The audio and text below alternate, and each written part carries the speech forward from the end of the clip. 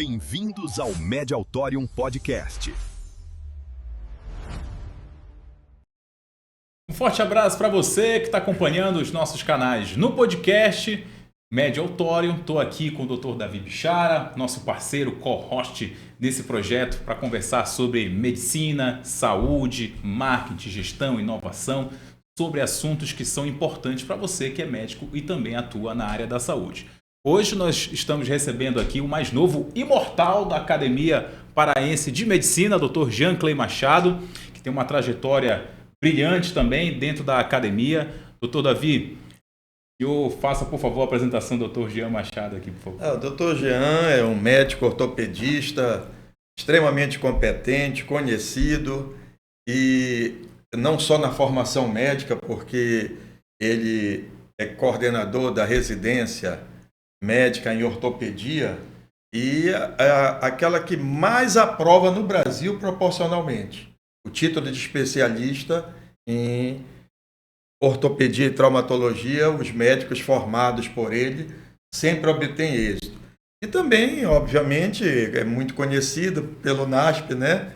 Por coordenar todo o projeto vitorioso do Clube do Remo, que ascendeu à Série A, ele no departamento médico, com recuperações rápidas dos atletas, trazendo inovações. Então é uma honra tê-lo aqui hoje no nosso programa. E é bom que nós temos muito assunto para conversar com o Dr. Jean Clay. Claro que o torcedor do Remo está acompanhando e quer saber, né, histórias, né, dos bastidores do Clube do Remo, mas a gente vai falar também sobre isso e vai falar também de um assunto que é super importante. A gente está falando de saúde do idoso, né, linhas de cuidado, né, que são importantes, né, para poder evitar quedas. A gente tem tido um aumento muito grande, né, doutor, em relação à saúde do idoso. E a ortopedia passa transversalmente nisso, porque a gente vê cada vez mais esse cuidado necessário com a terceira idade, né? Obrigado pelo aceite. Para mim é uma honra estar aqui com vocês, André e Dr. Davi Bichara. Me sinto muito honrado de estar aqui e muita vontade de poder conversar sobre temas tão importantes. Sem dúvida, a questão da saúde do idoso é uma das grandes preocupações da medicina moderna, até porque a nossa expectativa de vida, felizmente, ela vem aumentando. Então, com isso, você tem uma população cada vez maior de pessoas acima dos 60, 65, 70, 80 anos de idade. De tal forma que hoje já existe uma classificação de idosos e super idosos, que são aqueles que são acima de 80 anos de idade. E aí, com o envelhecimento, existe uma série de outras questões, né? Do ponto de vista ortopédico, as osteoartroses ficam muito mais presentes. Os idosos, eles têm uma coisa que chama sarcopenia, que é uma fraqueza na musculatura. Com isso, eles ficam mais sujeitos a quedas. E quando eles têm quedas, em algo em torno de 30% dessas quedas, eles acabam combinando com fraturas. Então, tudo isso pode trazer uma repercussão extremamente negativa na vida desse paciente. Por isso que a gente, na ortopedia, trabalha muito as questões de prevenção, de tratamento otimizado, né, para que eles possam se recuperar o mais rápido possível, e também para que você possa minimizar uma das grandes preocupações que tem, especialmente nas fraturas de fêmur, que é justamente a mortalidade, né? O índice de mortalidade é muito alto e a literatura mundial ela fala de 20% a 30% em até 2 anos após a fratura. Quer dizer, realmente é um índice extremamente alarmante, e por isso muita coisa tem sido feita nos últimos anos para tentar minimizar essa situação. Doutor, você falou dos números, né? E a forma preventiva acaba sendo, então, né, o principal aliado, né? Porque depois que acontece o acidente, a gente tem ali, né, todas essas complicações que podem surgir após isso, né? O que é importante, né, para a gente trabalhar a prevenção? Sei que a adaptação do ambiente é importante, a musculação é importante, uma vida ativa, né? O que o senhor elencaria em relação a isso? Perfeito. A atividade física é extremamente importante. E dentre as atividades físicas, sem dúvida, a musculação é aquela que consegue melhorar a qualidade óssea. Além disso, você precisa estratificar esse paciente, vamos ver que risco que ele está. Então, para isso, existe uma série de scores. O score mais usado no mundo inteiro chama FRAX, que leva em consideração idade, peso, histórico familiar e uma série de outras questões, e a densitometria óssea. A partir desses 2 parâmetros, você consegue categorizar, dizer se o meu risco é baixo, intermediário ou alto. Dependendo do risco, vale a pena também você fazer o tratamento ósseo com suplementação ou com drogas que podem ser drogas para diminuir a reabsorção do osso ou drogas para melhorar a formação do osso. Isso é extremamente importante para todos os idosos em geral. E aí você tem a questão da casa, e isso é muito importante, a casa. Por quê? Porque 90% dessas fraturas ocorrem dentro de casa e cerca de 70% das fraturas ocorrem no trajeto quarto-banheiro. Então, essa casa ela tem que ser adaptada, né? Você tem que ter corredores amplos, você tem que ter portas amplas, você tem que ter a barra de suporte ao lado do vaso sanitário, dentro do boxe do banheiro. Você tem que evitar tapetes, a casa tem que ser iluminada. Você tem que ter a altura da mão do idoso, o interruptor da luz, porque muitas vezes eles vão ao banheiro durante a noite, então alguns têm que levantar para procurar o interruptor, e nesse momento que existe a queda, então tem que estar a altura da mão dele antes de levantar, né? Se fala muito em evitar animais de estimação, porque você acaba correndo o risco de tropeçar nesse animal.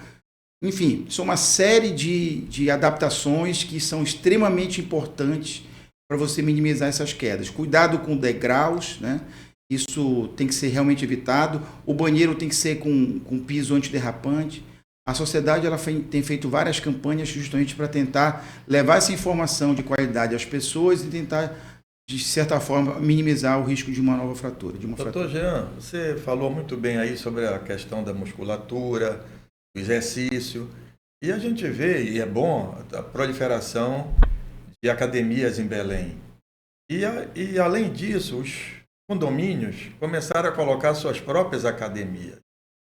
Qual é o risco de um idoso fazer exercício sem a orientação de um profissional? E que profissional deve orientar esse idoso? Perfeito. Na verdade, doutor Davi, o que a gente precisa primeiro é entender a condição de saúde desse idoso. Todos nós temos as nossas fragilidades. Se você conseguir mapear isso e entregar essa informação para o educador físico, que é a pessoa indicada para poder fazer essa orientação a nível de academia, eu costumo dizer que o exercício é muito bom, mas se ele for direcionado, ele passa a ser ótimo. Então, todos nós temos fragilidades. Então, eventualmente, eu tenho um histórico de uma dor no ombro. Então, eu tenho que fortalecer, de preferência, grupos musculares XYZ. Eu tenho que evitar elevação acima de 70 graus. Eu tenho um problema na patelofemoral, que é muito comum. Então, eu tenho que fortalecer complexo posterolateral do quadril. Eu tenho que evitar agachamento acima de 30 graus. Enfim, tem uma série de detalhes técnicos que são extremamente importantes para que você possa tirar o que tem de melhor do exercício. O exercício é muito bom, né? Mas todos nós temos nossas fragilidades, a gente precisa entender isso para que eu possa atingir diretamente e com isso trazer o que tem de melhor do exercício. Agora, doutor, à medida que acontece o acidente, de repente, né, o idoso fraturou o fêmur, então o quadril, né, e aí a gente tem que levar em consideração a questão da idade, né, para uma tomada de decisão, né, e avaliar se é um caso realmente cirúrgico ou se de repente tem algum outro tipo, né, de opção para resolver o problema. O que é colocado na sua avaliação, né, para que tome essa decisão, levando em consideração a idade, né, o risco que ele tem, né, a vida dessa pessoa, né, que passou por esse acidente? Na verdade, essa é uma das grandes preocupações que existe hoje no mundo como um todo, porque o índice de mortalidade é muito alto. Eu falei em 20%, 30% em até 2 anos. Se o idoso não opera, isso chega próximo de 80%, 90%. Por quê? Porque a maioria das complicações estão relacionadas ao imobilismo. Um paciente com uma fratura de fêmur não consegue andar. Então, se ele não consegue andar, se ele fica acamado, ele faz estase na região do pulmão, faz pneumonia, aumenta o risco de trombose, de embolia pulmonar, e aí vem a causa do óbito na maioria desses pacientes. Faz com mais frequência infecção, mulher faz muita infecção urinária, o homem faz muita pneumonia. Então, tudo isso faz com que ele tenha um risco maior de ter um desfecho trágico após uma fratura. Por isso que os protocolos do mundo inteiro, eles preveem que você faça a cirurgia na grande maioria dos pacientes, na grande maioria. A exceção é não fazer a cirurgia. E essa cirurgia, de preferência, tem que ser feita nas 48, se possível, até dentro das primeiras 24 horas. E dentro dessa linha de protocolos, esses idosos, com a evolução da técnica cirúrgica, eles são estimulados a deambular ainda no mesmo dia né? Já fica de pé no mesmo dia e no máximo no dia seguinte já está andando. Justamente porque essa é a principal medida para você evitar as complicações tromboembólicas, especialmente trombose e embolia pulmonar.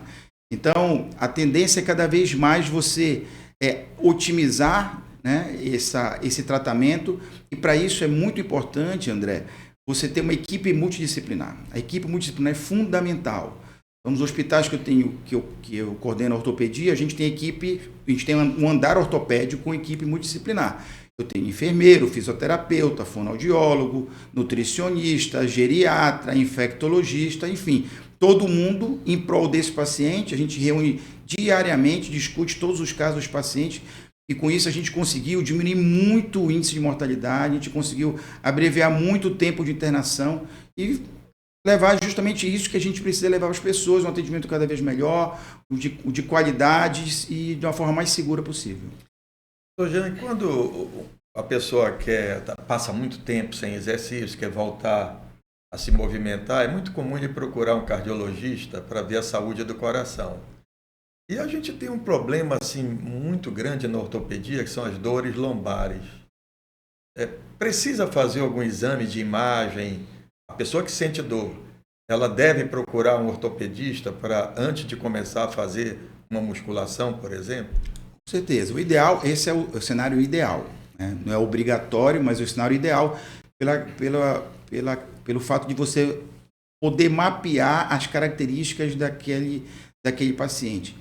Realmente as dores lombares, elas acometem cerca de 90% das pessoas. Então, tem estudos que dizem que ao longo da sua vida, 90% das pessoas do mundo inteiro vão ter algum tipo de dor na região lombar. Isso ocorre por uma série de motivos. Do ponto de vista ortopédico, os motivos mais comuns são discrepância de membros. Às vezes a gente não sabe, mas a gente tem uma perna mais curta do que a outra. Quando essa diferença é acima de 1 centímetro, isso passa a ser um impacto real na questão biomecânica da coluna. Existe muita relação com a questão da postura, do trabalho, na atividade física, seja lá o que for. Então, se você não tem uma postura adequada, a gente percebe muito no consultório um desequilíbrio muscular. Então, quando eu tenho uma fraqueza de um grupo muscular que a gente chama de complexo posterolateral do quadril, eu perco um pouco do que a gente chama de equilíbrio sagital.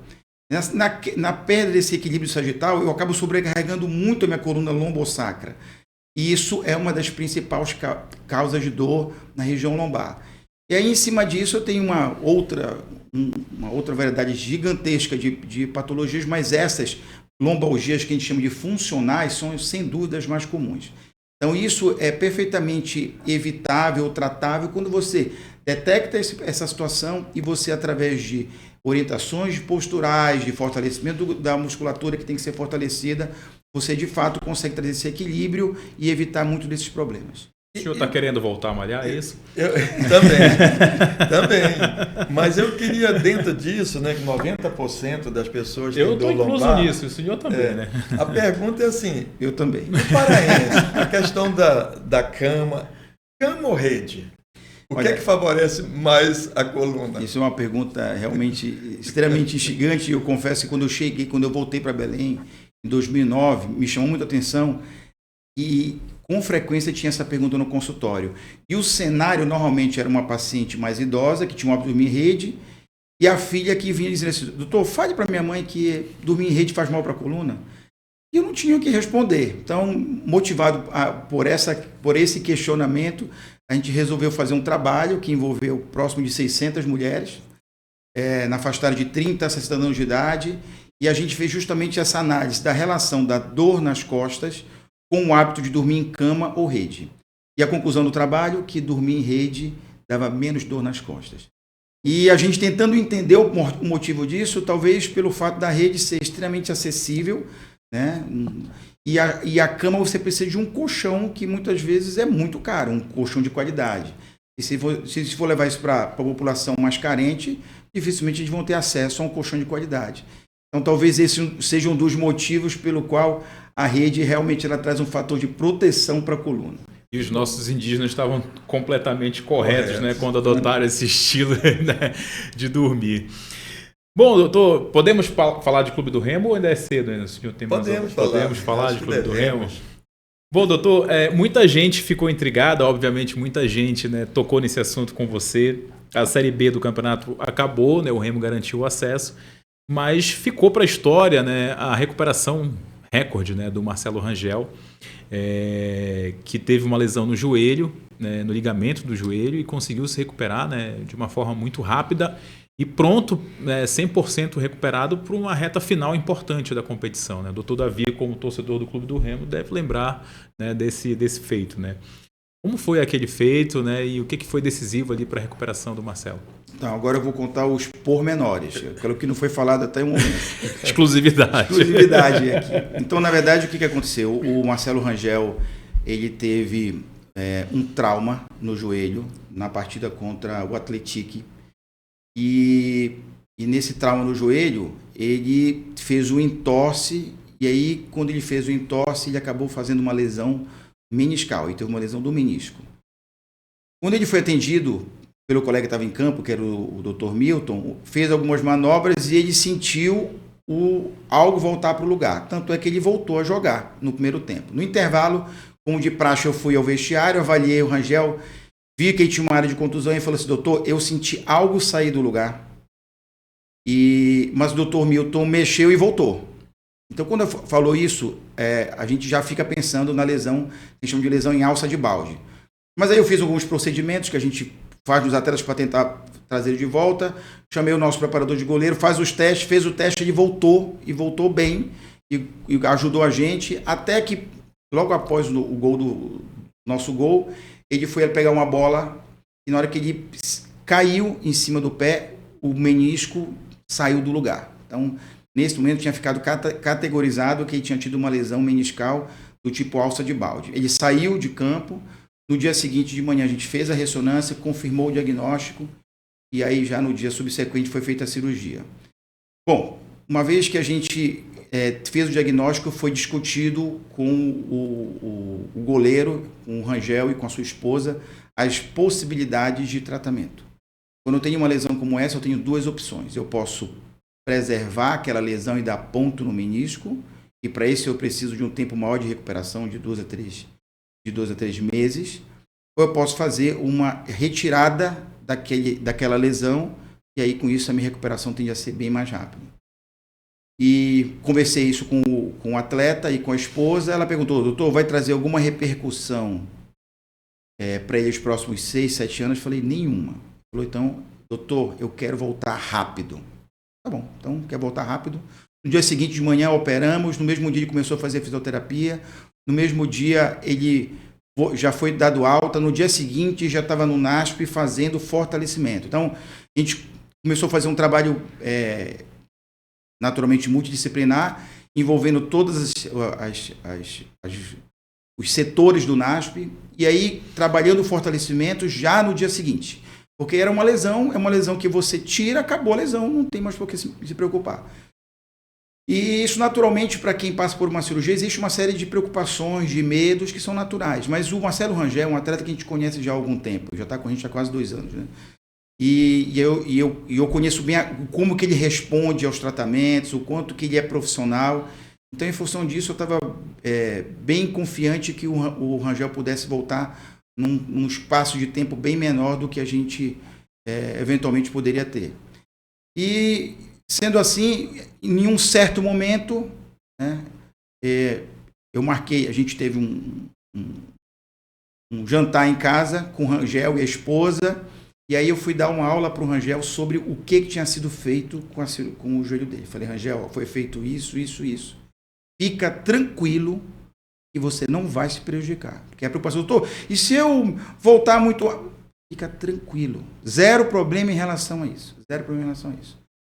E aí o Rangel, junto com o nosso preparador físico, nosso preparador de goleiro, já com 1 semana já começou a fazer trabalho com bola, evoluiu muito bem. Na verdade, o Rangel já estava apto a partir da sexta-feira. O jogo era no domingo, então a gente ficou bem tranquilo. Na verdade, o que mais deu dor de cabeça nessa fase de recuperação do Rangel não foi o joelho ficou bem rápido, foi a coluna. A gente está falando de coluna, então ele teve umas contraturas, a gente teve que fazer uma série de procedimentos no Rangel, e aí a gente tirou ele da crise, e felizmente ele voltou bem, ajudou a gente, todo mundo muito feliz, mas isso é fruto primeiro, do atleta, né, que é um grande atleta, um grande profissional, e da equipe que a gente tem hoje à disposição do nosso Atletas Clube do Remo. Apesar da gente não ter uma estrutura de Série A, mas a gente tem processos bem definidos, protocolos bem estabelecidos, e a cada ano que passa a gente tem procurado melhorar cada vez mais. Esse ano a gente implementou muita coisa nova em termos de processos, de protocolos, e os resultados foram realmente impressionantes, porque quando a gente pega o nosso número de lesões, do ponto de vista científico, é o número de lesões para cada 1.000 horas de exposição. Nós tivemos um índice de lesão muito baixo, muito baixo. Ele, inclusive, abaixo da média da Série A. Então, isso mostra que ainda tem espaço, sempre vai ter espaço para melhorar, mas o caminho que está sendo percorrido dentro do NASF é um caminho consistente, que a gente consegue, de fato, entregar qualidade para os nossos atletas. E foi o problema do Remo na última participação na Série B, porque teve muita lesão, né? E esse ano foi totalmente diferente. Exatamente. Assim, em 2021, nós estávamos naquele momento pós-pandemia, no meio da pandemia, pós-pandemia, a nossa logística, que já era ruim, ficou péssima, e naturalmente a gente não tinha maturidade para aquela situação de 2, 3 jogos por semana, porque foi isso que aconteceu. Foi um calendário apertado, e a gente tinha 2, 3 jogos por semana. No início da competição, o Remo perdeu todos os jogos fora de casa, porque os atletas sentiam muito. A gente teve que rediscutir, reconversar, mudar toda a logística. A gente começou a trabalhar muito com stopover, que é uma estratégia bem interessante. Eu tenho uma viagem que é longa, as viagens normalmente são longas. Então, e Belém começa ou termina viagem. Então, os voos costumam ser de madrugada. Então, para não ficar entrando pela madrugada, se eu tenho uma viagem para o sul, a gente ia até São Paulo, os atletas descansavam em São Paulo e no dia seguinte eles seguiam para o sul. Então, esse stopover é interessante. Por quê? Porque uma noite mal dormida para o atleta, eu precisaria de 3 dias para recuperá-lo. A gente não tem 3 dias entre uma viagem e outra. Quer dizer, entre uma viagem e o jogo, né? Normalmente a gente viaja 2 dias antes da partida. Então, a gente não tem esse tempo, e por isso que a logística é tão importante. E aí vale uma ressalva para o nosso gerente de logística, que é o Marcelo. Excepcional contratação que o Remo fez esse ano. Um grande profissional, ajuda muito a gente. E essa foi uma das grandes viradas de chave que a gente teve em 2025, sem dúvida nenhuma. Eu lembro, inclusive, doutor Davi, só para complementar, numa das transmissões, a gente foi entrevistar o Felipe Conceição e ele tinha 12 jogadores fora por conta de lesões, né? Então mostra a dificuldade, e essa é uma realidade nossa, né? Tem muitos clubes, né, que não precisam passar por tudo isso, né, por conta dessa malha viária que acaba favorecendo os clubes da região sul e sudeste. Mas eu acho que uma coisa muito importante, antigamente, departamentos, tanto médico como o pessoal da área de educação física, a grande luta era preparar os atletas. E agora tem um conceito até mais novo, é aquele quem recupera melhor após uma partida. O que mudou? O que é feito, por exemplo, para recuperar um atleta mais rápido? Perfeito, isso é importantíssimo, Davi. Todo ano a gente faz ajustes nos nossos protocolos. Esse ano, um dos protocolos que a gente revisou e ajustou bastante foi o protocolo de recovery. Esse protocolo é fundamental, ele é muito importante. E no nosso protocolo de recovery, ele prevê o banho e imersão em gelo, de 3 a 5 minutos, logo após o jogo. Ele prevê a massoterapia, que a literatura me diz que ainda é o melhor método. Então, quer dizer, o massoterapeuta, ele é fundamental. A gente, em um certo momento da temporada do Campeonato Brasileiro, a gente passou a ter 4, 5 massoterapeutas no pós-jogo do Mangueirão, né, do Bainão, enfim. Onde o massoterapeuta é a evolução do antigo massagista, né? Exato. É um massagista com uma formação já mais sólida. E além disso, as botas pneumáticas. Então, a massoterapia, o nosso protocolo prevê 20 minutos de massoterapia e as botas pneumáticas 30 minutos. E a gente tornou isso obrigatório. Então, assim, eu mesmo ficava dentro do vestiário, levando, vamos lá e tal, é importante para você e tudo mais. A gente está na fase de finalização do relatório do NASP de 2025, mas alguns dados são extremamente importantes. E o dado da massoterapia, ele mostra de uma forma muito clara isso. Os 3 atletas que mais aderiram ao protocolo de recovery foram Klaus, Marcelo Rangel e Pedro Rocha. Eles estão entre as nossas 5 melhores minutagens de 2025. Então isso prova o quanto que é importante. Eu preciso que eles recuperem. Isso do ponto de vista físico. Qual foi outra mudança importante implementada pelo nosso sistema de nutrição? A gente passou a levar o chefe de cozinha para dentro do estádio. Então acabava o jogo, já era preparado uma alimentação saudável, né? Entregando para ele o que precisaria em termos de calorias, de proteína, para que a gente pudesse repor ao máximo essas perdas. A gente tem um protocolo de hidratação extremamente importante. O nosso protocolo de hidratação ele começa na véspera do jogo, ainda na concentração. São ofertados aos atletas uma determinada quantidade de líquido. E aí, em cima disso, essa quantidade de líquido ela também é otimizada no dia, no intervalo e no pós-jogo. A gente tem protocolos de aclimatação. Então, a gente tem uma característica climática que ela varia muito de região para região. Então, esse ano, no NASP, a gente montou uma IA do NASP. Então, tem uma IA do NASP que nos ajuda nesses protocolos de aclimatação. Então, por exemplo, a gente foi jogar contra o Goiás. A gente fez a avaliação climática, a programação é que a umidade em Goiânia, na ocasião, fosse em torno de 20% e 30%. Aqui, em Belém, ela é em torno de 90%. Então, isso faz muita diferença. O que a gente fez?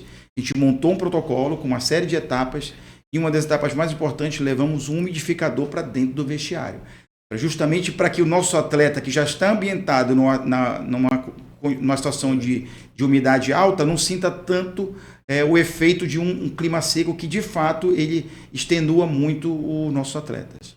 Doutor, isso mostra, né, o quanto a ciência tem um peso muito grande e a medicina do esporte também tem uma contribuição muito grande no resultado. Porque às vezes a gente olha, o time jogou bem, o time não jogou bem, o cara entrou, fez o gol. Você olha para dentro do campo, né? Para fora do campo, para além dos limites do gramado, você tem todo um trabalho, né, de estratégia, pensando e baseado, né, em evidências para tomar essas decisões. E você falou da questão do deslocamento. Sono perdido não se recupera. Então, 3 dias para o cara recuperar, em tese, né, esse sono, impacta diretamente no jogo que ele teve para o outro jogo que ele terá. Além da descarga de adrenalina, né? O cara fez uma atividade de altíssima intensidade, pode ter ganhado, pode ter perdido. O cara leva tempo para dormir, né? Às vezes ele leva tempo para sair do estádio para chegar no hotel. Ou então o cara faz um voo de madrugada. Tudo isso impacta na qualidade de vida do atleta, né? Muito, muito. Vou dar um exemplo. No ano passado a gente fez um estudo no clube sobre essa questão do pós-jogo, que isso é extremamente importante. Então, o dado no dia do jogo, 80% dos atletas não conseguem dormir antes de 5 da manhã. Porque eles estão num nível de excitação neurológica tão grande, né? Tanto estímulo, tanta adrenalina, que eles não conseguem descansar. Então, quer dizer, a vida de atleta, quando eu passei a trabalhar com eles, eu passei a respeitar muito mais. Às vezes a gente fica pensando só no glamour da profissão, mas é muito mais esforço, é muito mais profissionalismo do que outra coisa. Porque, de fato, eles não têm final de semana, não tem feriado, né? Não tem aniversário. Eles estão o tempo todo à disposição do clube e o tempo todo sendo levados ao seu extremo, né? Eles são exigidos o máximo para que a gente possa tirar o máximo deles, e isso naturalmente tem um preço. Esse preço não é pequeno. A gente tem vários estudos no NASP mostrando isso. Então, só para a gente exemplificar, existe um problema no quadril que chama impacto femoroacetabular, e na população geral em torno de 30%. A gente tem um estudo publicado mostrando que no atleta profissional chega em torno de 90%. Artrose de tornozelo, a gente tem um estudo em vias de publicação mostrando que 100% deles, a partir de 18 anos de idade, já tem artrose do tornozelo. Então, quer dizer, o esporte de alto rendimento, o esporte de competição, e com certeza expõe as pessoas a lesões, a problemas. Enfim, e é importante que a gente entenda isso para que a gente talvez repense o momento de você iniciar isso na infância. Será que eu preciso colocar um garoto de 5, 6, 7 anos para disputar, para treinar 5, 6 vezes por semana? Na minha cabeça, não.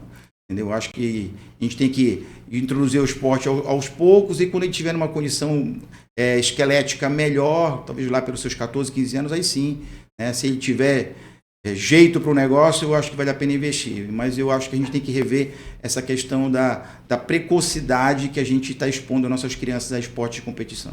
E volta para o assunto inicial, né? Porque eles serão idosos, né? E como vai ser a vida desse ex-atleta, né? Que às vezes a gente associa o esporte sempre a bem-estar, sempre a saúde, mas a vida do atleta é marcada por lesão, por dor, né? Conviver com todas essas questões, né? Com certeza. Eu convivo hoje com vários ex-atletas, né, do Clube do Remo. E a ocorrência de... A gente inclusive tem um aqui conosco, né? De osteoartrose, dor lombar, hérnia de disco. Pois é, né, doutor? É verdade. Mas, doutor Jean, a gente vê hoje, terminou a partida, o jogador com colete por debaixo da camisa. Para que serve efetivamente aquilo que muita gente não sabe? Então, o colete ele é para manter o GPS. Então, no colete é colocado o GPS. O GPS que a gente usa hoje, a gente começou a usar a partir de 25 no clube, ele é um GPS que me dá mais de 600 métricas. Você tem um analista de desempenho tomando conta. Isso. Então, às vezes, um jogador é substituído pelo analista. Então, em tese. Em tese. O que acontece? Isso foi uma mudança que a gente fez, inclusive, esse ano, né? Então, a gente tem um membro da fisiologia que fica só por conta do GPS. Então, o GPS, ele, como eu falei, tem mais de 600 métricas. A gente elencou as 20 que a gente entendia que eram as melhores, mais importantes, mais de maior impacto prático, e a gente trabalha em cima dessas 20. A partir do segundo tempo, como é tudo feito em tempo real, dá para você dizer assim, o atleta Davi Bichara, ele caiu a intensidade dele. Aí, qual que é o acordo? O nosso fisiologista chega para o auxiliar técnico e fala assim, André, avisa lá para o fulano de tal que a intensidade do Davi caiu 30%. Aí isso é uma ferramenta a mais para que o técnico decida quem ele vai substituir. Porque hoje a substituição ela é extremamente importante, né? Ela faz parte da estratégia. Você tem 5 substituições. E, sem dúvida, a intensidade, que hoje o futebol de extrema intensidade, ela é um dos parâmetros. Então, isso é fornecido do nosso fisiologista para o auxiliar técnico, e o técnico recebe essa informação do seu auxiliar e cabe aí decidir se ele vai... E esse monitoramento evita o famoso migué, né? Às vezes o cara pode pedir uma substituição, não está, né, com desgaste, né? Obviamente pode ter tido uma lesão, mas isso traz um monitoramento melhor do atleta, inclusive nos treinamentos, né? Você sabe que é um cara que está dando realmente, né, o algo a mais, como se fala no futebol, né? Com certeza. Ainda vem mais coisas aí, a nutrigenética, a nutrigenômica, os exames genéticos precisam entrar nessa medicina esportiva. Você pode saber qual é o melhor alimento para aquele atleta, você pode saber, através de exames genéticos, se ele tem tendência a ter uma lesão de tendão de Aquiles, aí você tem uma chuteira especial, ou um tênis especial, se é um jogador de basquete, vôlei, e isso é fantástico. Além da IA, que era uma pergunta que eu ia lhe fazer. Como é que está a IA dentro da ortopedia, a inteligência artificial? Então, a gente usa muito IA. Hoje eu presido uma comissão na nossa sociedade nacional e a nossa meta para 26 é construir a IA da nossa sociedade. Então, a gente vai fazer o Doutores Bot IA. Então, a gente está com um projeto já bem avançado, está só na definição de quem vai ser a empresa contratada, e uma vez que isso aconteça, a gente vai sentar e... Assim, eu sou um verdadeiro apaixonado pelo tema, né? Eu gosto muito de IA. Um exemplo clássico que eu costumo dar é que antes da IA, para preparar uma aula do jeito que eu gosto, eu levava em torno de 3 semanas. Hoje, com a IA, eu consigo preparar uma aula em 3 horas, com uma condição muito melhor do que eu fazia antes. Por quê? Porque eu tenho 9 IAs que fazem o levantamento bibliográfico para mim, eu tenho meu assistente que faz o roteiro, eu tenho uma IA que faz o slide. Então, isso facilita muito a vida. E agora a gente está entrando na área dos agentes. Eu já estou desenvolvendo um agente que ele vai pegar minhas 9 IAs e fazer o trabalho dela. Então, quer dizer, isso facilita a vida de todos nós de uma forma absurda. E já existem estudos mostrando que, dependendo de como você usa a IA, isso pode trazer uma economia e gira em torno de 11 horas por semana. Você imagina o que é para todos nós aqui ter 11 horas a mais para você poder fazer uma atividade física, ficar com a família, fazer alguma outra coisa. Quer dizer, assim, tem uma frase que eu uso quando eu falo de IA, é que justamente dizendo que a IA, quando bem usada, quando usada da forma adequada, ela consegue trazer de volta aquilo que a gente há muito tem perdido, que é o tempo. Então, realmente, a minha cabeça ficou muito mais tranquila com as IAs, eu consigo entregar relatórios, eu consigo analisar uma série de outras questões com a IA, isso realmente é algo fascinante. Eu tenho um assistente, por exemplo, só para fazer questão de prova para o meu residente. Então, isso é fascinante, isso é algo que realmente veio para ajudar muito. Claro, você não pode ser escravo da IA, né? Ela não veio para substituir o ser humano naturalmente, mas dá para você usá-la assim como um belíssimo de um assistente. Sim, como nós estamos falando também muito de ortopedia, uma coisa que chama atenção em Belém e em outras cidades do Brasil, a gente para no sinal hoje, a quantidade de motos na cidade.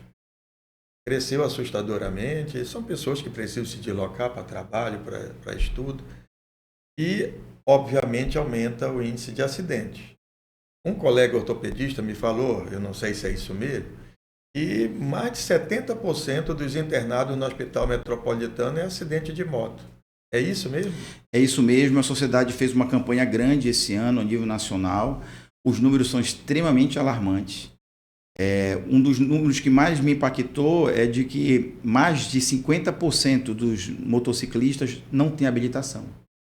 Então, eles não estão preparados para poder dirigir uma moto que a gente sabe que é um veículo rápido, de fácil acesso, mas ele é extremamente vulnerável, porque eu falo isso muito para os pacientes. Independente de você estar certo ou você estar errado na situação da colisão, o motociclista sempre é ele que vai levar pior, porque ele está totalmente desprotegido, ele é o para-choque, né, daquela situação.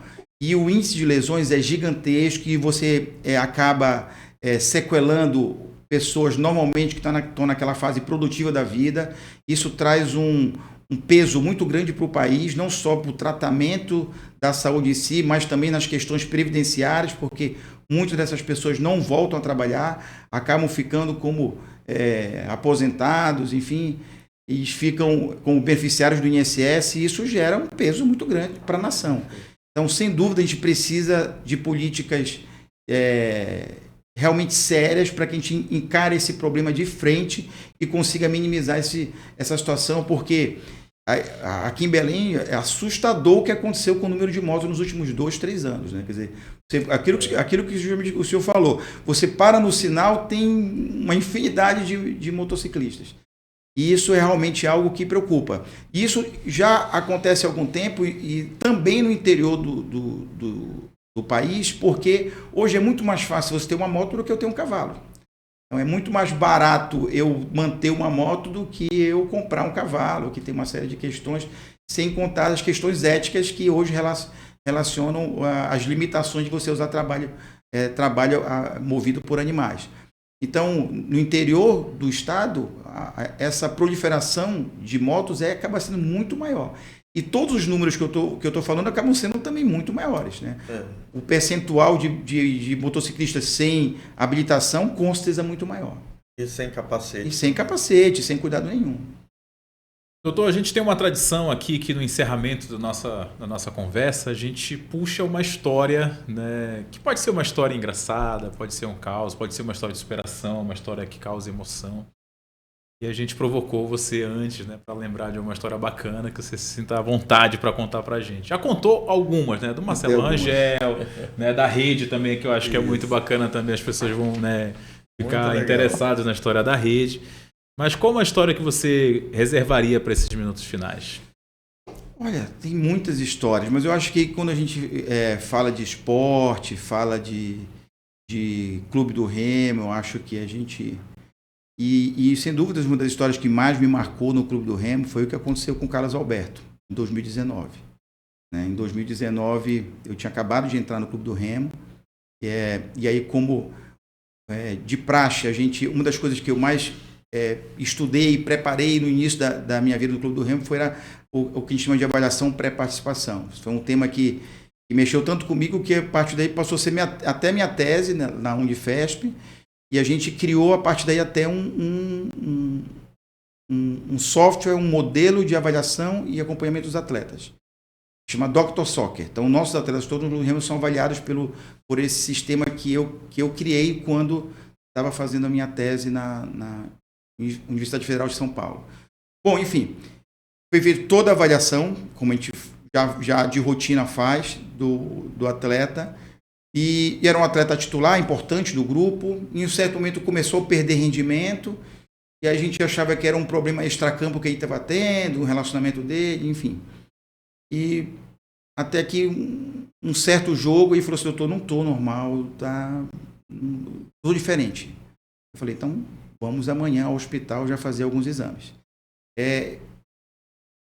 Alguns 2 ou 3 jogos antes dessa situação, ele tinha falado para mim de uma dor de cabeça. Então vamos fazer uma tomografia no crânio para ver se tem alguma alteração e vamos repetir o laboratório. Tá? Tudo bem. Tomografia normal, pedimos repetir o laboratório. E aí eu estou no consultório, de repente me liga o pessoal do laboratório, inclusive do laboratório Amaral Costa. Me liga e fala assim: eu estou com um resultado crítico seu aqui. Tudo bem, imaginei que fosse algum dos meus pacientes idosos. Olha, Carlos Alberto. Eu falei: Carlos Alberto? O que está acontecendo? Ele está com uma pancitopenia. Então, todas as células estão no nível muito baixo. Eu falei: não é possível. Liguei para ele e falei: Carlos Alberto, vai para o hospital agora, vamos fazer outro exame. Foi feito outro exame, mais baixo ainda. Entrei em contato com o hematologista, e aí o Remo tinha um jogo, se eu não me engano, acho que era no Acre, alguma coisa desse tipo. E falou: não, eu vou viajar. Eu falei: não, Carlos Alberto, você não vai viajar. E você precisa deixar a gente te ajudar enquanto a gente pode te ajudar. Tem um risco real de morrer. E aí ele pegou e entendeu, né? Ele pediu: doutor, o senhor pode falar com o meu tio? Eu falei: claro, posso falar com o seu tio. Aí ele ligou para o tio dele: explica para o meu tio, olha, aconteceu isso. O tio dele falou assim: ok, eu estou indo para aí agora. Absolutamente nada. Quer dizer, era uma relação de tio como se fosse um pai. Achei aquilo assim fantástico. Isso era mês de julho e tinha uma indicação formal de fazer transfusão de sangue e de plaquetas. Julho, vocês sabem o que acontece em Belém do Pará. Todo mundo viaja. Aí eu peguei e falei com ele, falei assim: Carlos Alberto, a gente está com uma situação que não tem sangue no Hemopa. Então, a minha sugestão é que a gente faça uma campanha. Tudo bem para você? Doutor, para minha saúde, com certeza. Entrei em contato com o então presidente, que era o Fábio Bente. Fábio, a situação é essa. A gente precisa fazer uma campanha. Porque não tem sangue. Para o Carlos Alberto não tem plaquetas. Aí foi feita a campanha, foi uma campanha muito legal. Hoje houve uma grande adesão, inclusive de torcedores do Paysandu, mostrando que acima da rivalidade está a saúde, está o ser humano. E aí a gente conseguiu o que precisava de sangue, de plaquetas, foi feita a transfusão, que acelerou ao máximo o processo de diagnóstico. Uma das preocupações era com leucemia. Felizmente não se confirmou a leucemia, mas ele estava, na verdade, com uma doença que era uma anemia aplásica, que é uma doença extremamente grave, né? E foi iniciar o tratamento com todo o apoio, inclusive do Hemopa, e a conduta era: faz o tratamento e aguarda a evolução. Se ele não evoluir bem, vai ter que ser feito transplante de medula. Aí, felizmente, o Carlos Alberto evoluiu bem, e depois de um ano ele voltou a jogar, ajudou a gente na campanha do acesso de 2020, né? E aí eu tenho uma relação muito boa com os atletas, eles, enfim, me mandam mensagem e tudo mais. E a gente não sabe muito o que acontece nessas questões de quem fica, quem sai, a gente não se envolve nisso no departamento médico. E aí ele me mandou mensagem agradecendo: doutor, muito obrigado, eu estou voltando para Santos e tudo mais, legal, bacana, Aí eu peguei e disse: peraí, aconteceu tudo o que aconteceu aqui com o Carlos Alberto e a única coisa que ele vai levar é uma mensagem. Eu falei: tá errado. Isso gera uma insegurança muito grande no sistema do futebol. Foi aí que eu me motivei a fazer o sistema que chama Dr. Soccer, para que o atleta ele possa carregar consigo todo o seu histórico de saúde. Então, hoje, os nossos atletas que são avaliados dentro do Clube do Remo, a gente, num clique, já manda toda a avaliação para o e-mail dele. Então, a gente fez os exames, eu baixei os exames para o sistema, num clique, vai tudo para. Então, quer dizer, quando ele vai para algum lugar, seja lá para onde for, ele tem acesso a todos os seus exames. E dentro da minha tese, a gente fez um estudo dentro dela, que era justamente o quanto que o atleta tinha acesso aos seus exames. E o número, assim, era absurdo. De 0 a 10, ele tinha acesso 2, 3. Então, isso mostra que, na verdade, a gente, né, precisa, sim, evoluir a maneira de pensar, a maneira de tratar os atletas. Eles não são números, eles não são máquinas, eles são seres humanos. Eles precisam ter acesso aos dados deles, porque os dados são deles. E isso a gente tem procurado fazer dentro do clube. Então, todos os exames, a gente, através do sistema, com um clique, vai tudo para o e-mail dele. Ele tem tudo lá guardado, tudo feito de uma forma clara, ética, para que a gente realmente possa ser o mais correto possível com essas pessoas, com esses pais de família, com esses filhos, netos, né? Eles trazem consigo uma família, que isso é algo que a gente tem que ver de uma forma muito responsável, porque, sem dúvida, não é uma máquina que a gente está lidando, né? São seres humanos, com todos os seus conflitos, com todas as suas fragilidades, que a gente tem que procurar, dentro do departamento de saúde, contemplar para que ele possa estar o mais à vontade possível para poder exercer a sua profissão. Bravo, né? Perfeito. Muito bom. É um legado, né? Que a ciência, né, e a medicina do esporte podem contribuir com o atleta. Eu só tenho mais uma última pergunta. 2026, o Remo vai disputar a Série A, um fato histórico. Imagino que o senhor também esteja muito entusiasmado, aguardando, né, essa estreia do Remo na Série A. Qual vai ser o maior desafio para o departamento médico com essa nova fase que o Remo está? Então, a gente entende que o clube ele realmente precisa se estruturar. A gente precisa ter uma estrutura adequada. Então, o grande desafio vai ser a gente promover as mudanças que são necessárias em concomitância com a estrutura que precisa melhorar e que a gente sabe que isso não ocorre da noite para o dia. Então, a gente, dentro do projeto 2026, o nosso planejamento é a gente criar centros de excelência tecnológica, né? Então, a ideia é a gente criar um centro de excelência tecnológica em performance, um centro de excelência tecnológica em recovery e um centro para acelerar a recuperação de lesões. Isso com muita tecnologia, tem muita coisa boa hoje, né, no mundo inteiro. Então, a gente já está mapeando tudo isso.